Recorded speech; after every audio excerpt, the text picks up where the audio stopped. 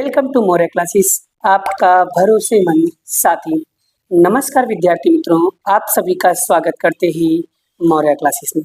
विद्यार्थी मित्रों, हमने एक वीडियो बना दिया है, चैप्टर नंबर 4 पढ़ा रहे थे बीए में, क्लास 12th का। ठीक है, आज हमारा दूसरा वीडियो होने वाला है, दूसरा कॉन्सेप्ट, यानी व्यवस्था तंत्र का अर्थ बता करके व्यवस्था तंत्र की प्रक्रिया का क्रम बताइए। यानी आज हम जो सीखेंगे वो प्रोसेस ऑफ ऑर्गेनाइजिंग सीखेंगे, यानी व्यवस्था तंत्र की प्रक्रिया। बाबू याद रखना, अगर ये वाला क्वेश्चन भी बोर्ड में आया हुआ है एक बार जुलाई 2018 में, इम्पोर्टेंट है तो पढ़ना तो जरूरी है। तो सबसे पहले बड़ा मैंने आप लोगों को पहले भी बताया था कि व्यवस्था तंत्र का क्या मतलब होता है, डिटेल में समझाया था, सब चीज़ों को आप लोगों को मैंने बहुत अच्छे से समझाया भी था। ठीक है, पहला क्वेश्चन मैंने क्या पढ़ाया था, व्यवस्था तंत्र का अर्थ और उसके लक्षण। आज का जो क्वेश्चन है वो व्यवस्था तंत्र की प्रक्रिया है, ये भी बड़ा 4 नंबर में, 3 नंबर में पूछे जाती है। सबसे पहले समझते हैं व्यवस्था तंत्र का क्या मतलब होता है। यहाँ पर देखो लिखा हुआ है, क्या लिखा है, समान लक्ष्यों की प्राप्ति के लिए प्रवृत्त हुए व्यक्तियों के मध्य अधिकार और दायित्व का विभाजन करने वाला ढांचा अर्थात व्यवस्था तंत्र। व्यवस्था तंत्र का क्या मतलब है कि समान लक्ष्य की प्राप्ति के लिए प्रवृत्त हुए व्यक्तियों के मध्य अधिकार और दायित्व का विभाजन करने वाला ढांचा अर्थात व्यवस्था तंत्र। मतलब जब बहुत सारे लोग मिलकर किसी एक बड़े लक्ष्य को पूरा करना चाहते हैं तो उनके बीच का जो काम यानी रिस्पॉन्सिबिलिटी जो होती है और पावर मतलब जो अथॉरिटी होती है, उन्हें उनको बांटने वाले सिस्टम को ही हम लोग क्या कहते हैं, व्यवस्था तंत्र कहते हैं। यानी किसी एक बड़े लक्ष्य को पूरा करने के लिए जब सब लोग मिल करके अधिकारों और दायित्व का विभाजन किया जाता है, उसी को ही व्यवस्था तंत्र कहा जाता है। क्योंकि कोई एक व्यक्ति तो सारा काम पूरा नहीं कर पाएगा, व्यवस्था का मतलब सभी लोग मिल करके, सभी को अलग अलग काम दिया जाता है, इसके अकॉर्डिंग सभी लोग मिलकर अपना काम को, अपने गोल को पूरा करते हैं, उसे व्यवस्था तंत्र कहा जाता है। आते हैं क्वेश्चन की शुरुआत करते हैं, व्यवस्था तंत्र की प्रक्रिया। उससे पहले मैं बताता हूँ, पीटर और टकर एक बात कह रहे थे। क्या कह रहे थे कि व्यवस्था तंत्र की रचना एक वैज्ञानिक प्रक्रिया, एक वैज्ञानिक प्रोसेस है। अयोग्य रूप से रचित व्यवस्था तंत्र एक दीर्घ समय तक का नहीं रहता, लंबे समय तक ये व्यवस्था तंत्र नहीं टिकता। और इस प्रकार की रचित व्यवस्था तंत्र के साथ कई भी मतलब साथ इकाई भी धीरे धीरे क्या हो जाती है, नष्ट हो जाती है। व्यवस्था तंत्र की रचना का कारण संबंधित स्थापित होता है, इसीलिए इसकी रचना उचित रीति के द्वारा होना आवश्यक है। यानी जो भी हम प्रक्रिया करते हैं वो प्रोसेस होना चाहिए, एक स्टेप बाय स्टेप होना चाहिए। यानी किसी भी गोल को, किसी भी लक्ष्य को अगर हम स्टेप बाय स्टेप कंप्लीट करते हैं तो हमारा जो प्रोसेस होता है वो बहुत ही अच्छे से और सक्सेसफुल तरीके से पूरा हो जाता है। जिसमें बड़ा पहला पॉइंट क्या लिखा है, लक्ष्यों की स्पष्टता करना। पहला पॉइंट क्या है, लक्ष्य की स्पष्टता करना, यानी क्लेरिफाई करना ऑब्जेक्टिव। सबसे पहले अपना गोल बनाओ कि आप चाहते क्या हो। आपको सबसे पहले गोल बनाना पड़ेगा, लक्ष्य बनाना, आप लाइफ में करना क्या चाहते हो। जैसे अगर स्कूल की बात करो तो फंक्शन की बात कर लो, अगर मान लो दूसरा एग्जाम्पल लेना है तो आप बोर्ड एग्जाम का ले सकते हो कि भाई बोर्ड में मुझे 95% लाना है, ये आपका गोल हो गया, ये आपका लक्ष्य हो गया। वैसे मैंने एग्जाम्पल दिया यहाँ पर एनुअल फंक्शन का, आप ये भी ले सकते हो, इससे भी आपको याद हो जाएगा। ठीक है, पहले किताब की भाषा में क्या लिखा हुआ है उसको समझ लेते हैं, फिर मैं आपको अपनी भाषा में बताऊंगा, फिर एक छोटा सा उदाहरण भी दूंगा। व्यवस्था तंत्र की रचना करने के लिए पूर्व इकाई लक्ष्यों की स्पष्टता होना आवश्यक है। यानी अगर आप व्यवस्था तंत्र की रचना करना है तो सबसे पहले पूर्व मतलब पहले आपको बिजनेस के लिए लक्ष्य तैयार करना पड़ेगा, अपना गोल डिसाइड करना पड़ेगा। और इकाई का मुख्य और गौण लक्ष्य प्राप्त करने के लिए सभी व्यवस्था तंत्र ढांचा की रचना करना होगा। और लक्ष्यों के सुसंगत किस प्रकार से व्यवस्था तंत्र गठित किया जाएगा, इसके लिए आपको लक्ष्य स्पष्टता व्यवस्था तंत्र की क्या करना पड़ेगा, पहला सोपान माना जाता है। यानी व्यवस्था तंत्र की प्रक्रिया का पहला सोपान किसको माना गया, लक्ष्य स्पष्ट करना। यानी बिजनेस में कोई भी गोल को पूरा करने के लिए सबसे पहले आपको क्या बनाना पड़ेगा, लक्ष्य बनाना पड़ेगा। देखो यहाँ पर लिखा ना कि एक उदाहरण देखो, कोई भी ढांचा बनाने से पहले आपको पता होना चाहिए हमारी असली मकसद क्या है, मतलब लक्ष्य किस लिए बना रहे हो, किस मकसद से बना रहे हो, किस पर्पस से बना रहे हो, किस लिए बना रहे हो। ठीक है, जब तक आपको ये नहीं पता होगा मुझे बनाना किस लिए है, तो आप अपने गोल को कभी पूरा ही नहीं कर पाओगे। सबसे पहले आपको अपना लक्ष्य साफ करना होगा, यानी आपको अपना लक्ष्य डिसाइड करना होगा, तभी काम सही दिशा में होगा बेटा। ठीक है, एक उदाहरण का मैंने यहाँ पर एग्जांपल लिया। उदाहरण में मान लो स्कूल में एनुअल फंक्शन का उदाहरण ले रहा हूँ। सबसे पहले आपको तय करना कि इस साल एनुअल फंक्शन की थीम क्या होगा, जैसे देशभक्ति का होगा या डिजिटल इंडिया होगा, या हमारा क्या है मुख्य लक्ष्य। जैसे मिलता है ना, लक्ष्य स्थापना करना मतलब सबसे पहले आपको ये डिसाइड करना पड़ेगा। अगर बिजनेस के पर्पज से सोच रहे हो तो आपको अपने बिजनेस में सबसे पहले ये डिसाइड करना पड़ेगा करना क्या है। जैसे मैंने थीम रख दिया कि भाई मुझे इस साल बहुत सारा पैसे कमाने, बहुत सारा प्रॉफिट कमाना, तो ये हमारा क्या हो जाएगा, मुख्य लक्ष्य हो जाएगा। यही मेरा गोल है कि भाई मुझे कैसे भी करके इस साल बहुत सारे पैसे कमाना है, ये मेरा लक्ष्य बना। तो आई होप पहला पॉइंट आपको क्लियर हो गया होगा कि सबसे पहले अपने लक्ष्य को डिसाइड करो। पॉइंट नंबर 2, कार्यों की सूची बनाना। मतलब जो आपने लक्ष्य बनाया है उसके अकॉर्डिंग आपको ये देखना है कि भाई आपको जो जो काम करना है उसकी पहले क्या बना लो, एक पूरा लिस्ट बना लो, एक पूरा प्रोसेस बना लो।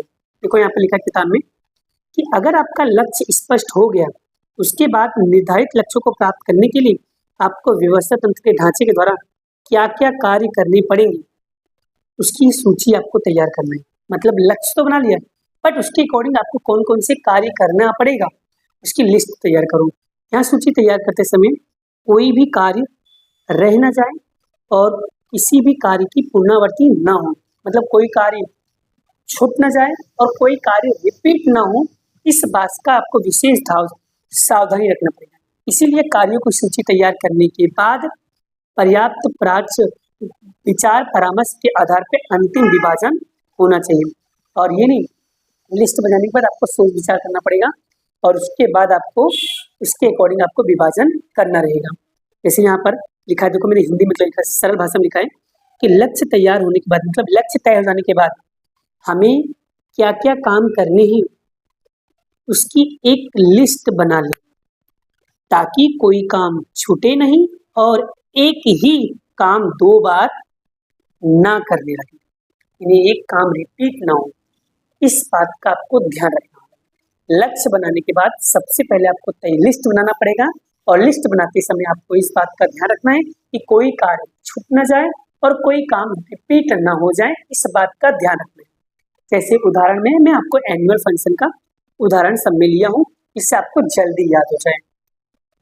फंक्शन के लिए कामों का लिस्ट बनाना कि भाई फंक्शन में कौन कौन से काम करने हैं, जैसे स्टेज सजाना है, साउंड सिस्टम देखना है, मुख्य अतिथि मतलब जो चीफ गेस्ट है उनको बुलाना है, बच्चों का डांस रिहर्सल कराना है, रोमांस मतलब समोसे और कोल्ड ड्रिंक का इंतजाम करना है। ये सारे काम हैं, तो ये सारे कामों को हम क्या करेंगे, अलग अलग लिस्ट बना लेंगे, जिससे कोई काम रिपीट ना हो और कोई काम छूट ना जाए। इस बात का ध्यान रखना होगा। आई होप आपको 2 पॉइंट अच्छे से क्लियर हो गया होगा।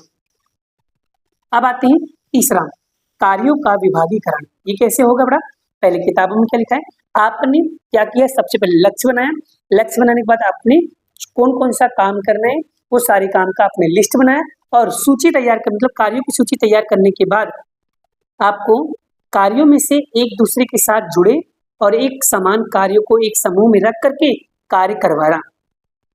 कार्यों को विभाग विक्रय करना, मतलब कार्यों को विक्रय विभाग, क्रय विभाग, हिसाब विभाग आदि विभागों को विभाजित करके श्रम विभाजन और विशिष्टीकरण अपनाया जा सकता है। विभागीकरण के लिए एक स्वरूप में अनुसार, भौगोलिक विस्तार के अनुसार, कार्य अनुसार अविभाजन हो सकता है। मतलब आपने लिस्ट बना लिया और लिस्ट के अकॉर्डिंग अब जो व्यक्ति जिसके अकॉर्डिंग, मतलब जो जिस कैटेगरी के हैं उसको उस कैटेगरी में डाल करके उसके अकॉर्डिंग उनको काम देना चाहिए। जैसे अगर कोई विक्रय विभाग वाला है तो उसे विक्रय से संबंधित व्यवहार दो, जो खरीदने वाला क्रय संबंधित है वो क्रय वाला काम करेगा और जो हिसाब किताब रखता है उसे हिसाब किताब का काम दिया जाएगा। मतलब अलग अलग हमने क्या बना दिया, विभाग बना दिया और इसके अकॉर्डिंग इनसे हम काम करवाएंगे। जैसे एक जैसे कामों को अलग अलग ग्रुप बना, एक जैसे कामों को अलग अलग ग्रुप बनाना, ग्रुप मतलब विभाग में बांट देना, ताकि काम क्या हो जाए, एकदम आसान हो जाए और सब अपनी अपनी फील्ड में माहिर हो सके, स्पेशलिस्ट हो जाए इस बात का ध्यान रखना चाहिए बेटा। जैसे इस एक फंक्शन दे रहा हूँ स्कूल का, सभी कामों को अलग अलग कमेटी में बांटना। जैसे डेकोरेशन कमेटी एक अलग हो जाएगी, सांस्कृतिक कमेटी जैसे कि डांस नाटक वाली वो अलग हो जाएगी, और फूड कमेटी मतलब जैसे खाने पीने का जो इंतजाम करते हैं वो लोग अलग हो जाएंगे। डेकोरेशन वाले अलग हो गए, ठीक है, डांस और नाटक वाले अलग हो गए, और फूड कमेटी जो मतलब जो खाने पीने की व्यवस्था कर रहे हैं वो लोग अलग हो गए। तो मैंने क्या किया, एक ही काम मतलब सभी कामों को मैंने अलग अलग कमेटी अलग अलग विभाग में डाल दिया, ठीक है। डेकोरेशन वाले भाई अलग हो गए, क्या बोलते हैं डांस और नाटक वाले भाई अलग हो गए, और कहने का मतलब बेटा फुल कमेटी खाने पीने की बेटा वो लोग अलग हो गए, ठीक है। अब आ जाओ चौथा पॉइंट का, विभागीय पद और योग्यता निश्चित करना। विभागीय पद और योग्यता निश्चित करना। अब ये क्या होता है बेटा, कार्यों का उचित विभागीकरण होने के बाद विभागों के कार्य दायित्व उठा सके ऐसी विभागीय पद और उसके लिए उचित योग्यताएं निश्चित की जाती है। जैसे विक्रय विभाग के लिए विक्रय अधिकारी की जरूरत पड़ती है, और विभागीय मुख्य अन्य पद के लिए निश्चित करने के लिए कोई भी कार्यक्रम दिया जाता है। जैसे कि उदाहरण के रूप में विभाग बनाने के बाद तय करना कि उस विभाग का लीडर कौन बनेगा, उसके पास कौन कौन से हुनर होना चाहिए, ये चीज का आपको क्या करना होगा, ध्यान रखना होगा। जैसे एक उदाहरण लेता हूँ, फूड कमेटी हेड ऐसे टीचर को बनाना जो बजट और मैनेजमेंट में कौन हो, एक्सपर्ट हो। डेकोरेशन कमेटी का हेड जो ड्राइंग और आर्ट टीचर के लिए बनाना, आर्ट टीचर को बनाना, ये क्या होते हैं, क्रिएटिव होते हैं बड़ा, जो एक्टिव होते हैं, जिनको इन चीज़ों का नॉलेज होता है। मतलब जो व्यक्ति को जिस चीज़ का नॉलेज है उसे वही काम दिया जाना चाहिए, उसी को ही पद दिया जाना चाहिए, उसको उसी के अकॉर्डिंग हेड देना चाहिए बेटा। इस बात का क्या करना है, आपको ध्यान रखना है। अब आते हैं पांचवा पॉइंट, अधिकार और दायित्व को सौंपना, ठीक है। अधिकार और दायित्व को सौंपना यानी विभागीय पद, उप विभागीय पद, योग्यताएं निश्चित होने के बाद प्रत्येक विभागीय अधिकारी अपने दायित्वों को सफलतापूर्वक पूर्ण कर सके, इसके लिए आवश्यक अधिकार देना चाहिए। इसके अतिरिक्त प्रत्येक पद के लिए अधिकार स्पष्ट होना चाहिए, जिससे कौन से पदाधिकारी किसके प्रति दायित्व होगा यहाँ स्पष्ट होती है बेटा, ठीक है। जैसे सिर्फ काम की जिम्मेदारी देने से काम नहीं चलता, सिर्फ उस व्यक्ति को काम दे दिया जाए उससे काम नहीं चलता, उसको पूरा करने के लिए ताकत यानी कि अधिकार भी देना पड़ेगा। सिर्फ काम देना, सिर्फ जवाबदेही देना इम्पोर्टेंट नहीं, साथ में उसको अधिकार भी देना पड़ेगा। जैसे फूड कमेटी हेड सिर्फ समोसे मंगाने की जिम्मेदारी नहीं देना, बल्कि हलवाई को एडवांस पैसे देने और बजट खर्च करने का भी अधिकार देना पड़ेगा, ठीक है। अब आते हैं बड़ा छठा पॉइंट, अंतर संबंधों की स्थापना, इसका मोस्ट इंपॉर्टेंट पॉइंट। अलग अलग पदाधिकारी व्यक्ति को, मतलब मैंने सभी को अलग अलग पद दे दिया, उसको अधिकार भी दे दिया, ठीक है। अधिकार और दायित्व सौंपने के बाद अब क्या करना है, दोनों के बीच में तालमेल मिलना चाहिए, यानी मध्य अर्थक संबंध स्पष्ट रूप से हो, यह आवश्यक है। विभागीय अधिकारी के द्वारा व्यवस्था तंत्र में अधिकार और दायित्व का विकेंद्रीकरण किया जाता है, परंतु विकेंद्रीय प्रवृत्ति और कार्यों का संकलन देश अंतर संबंधों की स्पष्टता केंद्रित बनाया जा सकता है। सबको यहाँ पता होना चाहिए कि इसका बॉस कौन है और किसके ऑर्डर लेना है, पूरा काम हो जाने के बाद रिपोर्ट किसको करना है, ये बात सभी को पता होना चाहिए। जैसे डेकोरेशन कमेटी साउंड कमेटी के बीच का कैसा होना चाहिए, तालमेल मिलना चाहिए, और दोनों कमेटी का काम की प्रोसेस अंत स्कूल के प्रिंसिपल जो मेन रिपोर्ट पहुंचाना है भाई, क्योंकि मेन तो वही रहेंगे ना, जो स्कूल के प्रिंसिपल होंगे वो मेन हेड होंगे बेटा। अब आते हैं लास्ट, व्यवस्था तंत्र का क्या करना, नक्शा तैयार करना। व्यवस्था तंत्र में शामिल प्रत्येक अधिकारी और कर्मचारी अपने स्थान के विषय में स्पष्टता प्राप्त कर सके, इसके लिए आकृति स्वरूप में व्यवस्था तंत्र का चार्ट और नक्शा तैयार करना चाहिए, और इकाई में काम करने वाला प्रत्येक अधिकारी उसे देख सके। इस व्यवस्था तंत्र के नक्शे में नोटिस बोर्ड लगाना चाहिए। मान लो एक ऐसा चार्ट या पोस्टर बनाना जिसे देखकर स्कूल या कंपनी के हर व्यक्ति समझ सके कौन किस पद पर है और कौन किसका जूनियर और सीनियर है, इसके बारे में पता होना चाहिए। जैसे नोटिस बोर्ड पर एक सुंदर सा फ्लो चार्ट बनाकर चिपका देना, जिससे सबको पता रहे principal sir, coordinator sir, committee head और वॉलंटियर्स ये सभी एक दूसरे के साथ जुड़े होते हैं। तो सबसे टॉप पर कौन आएगा? प्रिंसिपल, फिर उसके नीचे ये, फिर उसके नीचे ये, फिर उसके नीचे ये। तो सब क्या होंगे? एक दूसरे के साथ जुड़े होंगे। ठीक है, आई होप, आशा करता हूँ आपको ये सातों सात पॉइंट बड़ा अच्छे से क्लियर हो गए होंगे। आपको याद करने की टेक्निक मैंने आपको बताई थी। तो ये वाला क्वेश्चन आपको याद करना है और नोटबुक में लिख लेना था, और लिखने की भी टेक्निक मैंने आपको पहली वीडियो में समझा दिया है। तो आई होप अगर आपको ये पॉइंट्स अच्छे से समझ में आ गए तो वीडियो को लाइक जरूर करिएगा। मोटिवेशन मिलता है और आप लोगों का कमेंट ही मुझे आगे तक ले जाएगा। नेक्स्ट वीडियो में मैं आपको क्या पढ़ाने वाला हूँ? नेक्स्ट वीडियो में आपको व्यवस्था तंत्र के ढांचा के बारे में बताऊंगा, जिसके मुख्य 5 प्रकार है, जिसमें रेखीय व्यवस्था तंत्र है, कार्य अनुसार व्यवस्था तंत्र है, औपचारिक व्यवस्था तंत्र है, अनौपचारिक व्यवस्था तंत्र है, श्रेणिक व्यवस्था तंत्र है। इन सारे के बारे में मैं 1 बाय 1 करके डिटेल में समझाऊंगा। तो अभी के लिए इतना ही, मिलते हैं नेक्स्ट वीडियो में नेक्स्ट लेक्चर के साथ। राधे राधे।